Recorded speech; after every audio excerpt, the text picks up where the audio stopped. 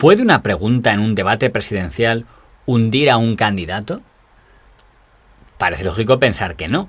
Sin embargo, en la historia ha quedado que un periodista arruinó la candidatura de un candidato en las elecciones presidenciales de 1988. Hay que decir que en aquel momento los periodistas estaban empezando a ganar poco a poco popularidad, porque ya digo que estaba cambiando el modelo que durante mucho tiempo había sido que el presentador tenía que ser una figura plana, que se informara bien, que su rostro y su forma de hablar generara confianza, pero que no debía meterse en política. Se decía que en la etapa del señor Walter Cronkite obligaban a los periodistas a garantizar que nunca desvelarían a qué partido político votaban, para que así pudieran verle espectadores, fueran votantes del Partido Demócrata o del Partido Republicano. Ese era el caso de Peter Jennings en la ABC, ese era el caso de Tom Brokaw en la NBC, y en teoría sería el caso también del progresista señor Dan Rather en la CBS, del que en la actualidad pues no creo que haya ya muchas dudas de su filiación, porque él mismo se ha encargado de dejarlo bastante claro. Precisamente Dan Rather ya se metió claramente en los terrenos de la opinión en aquella campaña, porque Dan Rather decidió hacer campaña, entre comillas, posicionarse contra las aspiraciones del que entonces era candidato del Partido Republicano y vicepresidente en funciones, George Bush padre, como presidente de Estados Unidos, porque Dan Rather consideraba que estaba implicado en el caso Iran Gate, aquello del tráfico de armas de Estados Unidos con la resistencia de Nicaragua a la contra a través de negocios irregulares con el Irán de los ayatolás. En ese momento, George Bush aceptó un debate por conexión con Dan Rather, siendo la primera vez que el mundo veía un debate entre un periodista y un político. Repeatedly said in the meetings, you said in a meeting in which Secretary Shultz, in the most forceful way, registered his objections. And then you said you never heard anybody register objections. If it was the most forceful way, I've heard George Shultz be very, very forceful. And if I were there and he was very, very forceful at that meeting, I would have remembered that. I don't remember that. Then how do you explain that you can't remember it and the other people at the meeting say he was apoplectic? Maybe I wasn't there at that point. You weren't in the meeting? I'm not suggesting. I'm just saying I don't remember it. I don't want to be argumentative, Mr. Vice President. You do, Dan. No, this is not a great night because I want to talk about why I want to be president. El debate fue tenso. En un momento llegó a decir el señor Dan Rather que no le respetaba, o por lo menos que había cosas de él que no podía respetar, lo cual en el contexto de la época era algo muy fuerte a alguien que todavía era vicepresidente de Estados Unidos. Y lo interesante del enfrentamiento entre el señor Dan Rather y el señor Bush padre es que salieron ganando ambos. And I don't think it's fair to judge a whole career. It's not fair to judge my whole career by a rehash on Iran. How would you like it if I judged your career by those 7 minutes when you walked off the set in New York? Well, now, would you like that? Mr. I have Vice President, respect for you, but I don't have respect for what you're doing here tonight. Mr. Vice President, I think you. Porque a los seguidores de George Bush les gustó, dijo, bien, y de hecho en la prensa española se recogen comentarios muy favorables hacia el señor Bush por parte de sus seguidores diciendo, ha frenado la prepotencia del periodismo, la prepotencia de las estrellas mediáticas. Mientras que supongo que a los que fueran más anti-Bush padre, pues les gustaría que el señor Rather se expresara con tanta contundencia contra él, con lo cual sigue evidenciando el poder de la prensa, o más que poder de la prensa, el papel de la prensa como un protagonista más de las luchas políticas. En el fondo lo que está haciendo la televisión es igualar a el papel que ya tenía el periodista en prensa impresa.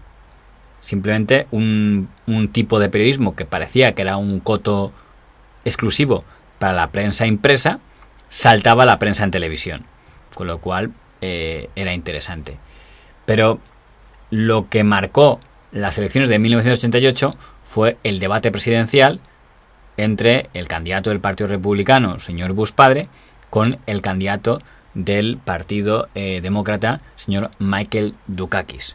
En esos debates se permitía que hubiera periodistas representantes de las distintas cadenas de televisión, ABC, CBS y NBC, para que formularan preguntas. Y en aquel debate, por primera vez, hubo un periodista de la CNN, el señor Bernard Shaw, lo que demostraba que se reconocía ya una gran influencia a la CNN, aquel canal de 24 horas por cable que empezaba a tener cada vez más fuerza. Bernard Shaw presentaba 2 programas en la CNN que eran La Hora Internacional y The World Today, es decir, El Mundo Today. No sé qué opinaría Bernard Shaw si supiera que en España la expresión El Mundo Today está asociada a parodia y ridículo, pero era el programa que él hacía, y aunque la CNN dijera que ellos no tenían periodistas estrellas, el hecho de que Bernard Shaw estuviera allí demostraba que ya era identificado como una de las estrellas de la CNN. El caso es que el señor Bernard Shaw hizo esta pregunta que se supone que destrozó al señor Michael Dukakis. Governor, if Kitty Dukakis were raped and murdered, would you favor an irrevocable death penalty for the killer?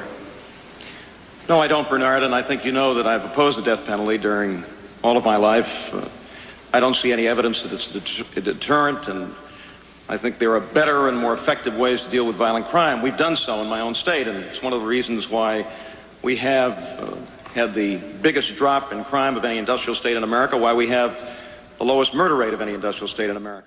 Lo llamativo es que la pregunta puede parecer un poco exagerada. El ejemplo que pone, una mujer que viola a tu hija, vamos, lo peor que puede ponerse. Y Dukakis responde pues bajo sus planteamientos personales, que es que él está en contra de la pena de muerte, y esa respuesta pues le dejó destrozado. El propio Bernard Shaw, cuando le preguntaron si él se sentía que había hundido al señor Dukakis, él dijo que él creía que no había sido su pregunta, que había sido la respuesta del señor Dukakis, que él hizo una pregunta que le pareció pertinente y fue el señor Dukakis el que se equivocó o la respondió mal. A lo que yo me pregunto, ¿por qué lo respondió mal? Se limitó a dar su opinión. Seguramente en España se diría que hablar a favor de la pena de muerte significaría un escándalo para cualquier candidato que la defendiera. Incluso un candidato del ala más dura del Partido Popular o de Vox se le reprocharía muchísimo, no solo en España, me atrevería a decir que en Europa, cualquier alegato a favor de la pena de muerte en público. Por eso estamos contra la pena de muerte, entre otras razones, sobre el tema. Yo no quiero entrar en el tema delicado de la pena de muerte, pero el señor Carrillo admitirá que hay enormes, importantes fenómenos que no tienen que ver con la lucha de clases, como por ejemplo el que la ETA igual asesina a un general, que a un empresario, que a un taxista. Y en esos casos es posible que la pena de muerte evitase que ocurriesen las 3 cosas. Pero, señor Fraga, perdón, usted habla... Es un debate nuevo, claro, pero usted habla de la pena de muerte. A mí me interesa... Yo le pregunto, usted hablaba de la pena de muerte, yo no. ¿Aplicaría usted la pena de muerte a los golpistas del 23 de febrero? Yo aplicaría la pena de muerte cuando la ley la estableciera. Pero desde luego, una ley para mí la establecería sin duda para los terroristas que han asesinado al ingeniero Alemán y para muchos. Para los golpistas Ese es el problema. Fueron otros los que quitaron de la Constitución un artículo que figuraba en la ponencia que nosotros redactamos, manteniendo para la disciplina militar la pena de muerte. Fueron otros los que la quitaron. Pero en Estados Unidos, al menos en 1988, se consideraba que era un error que un candidato se expresara en contra de la pena de muerte, o por lo menos en contra de la pena de muerte a alguien que hubiera violado o asesinado a tu mujer o a tu hija. Well, a lot of what this campaign is about, it seems to me, Bernie, gets to a question of values. And here I do have, on this particular question, a big difference with my opponent. You see, I do believe that some crimes are so heinous, so brutal, so outrageous, and I'd say particularly those that result in the death of a police officer. Those real brutal crimes, I do believe in the death penalty.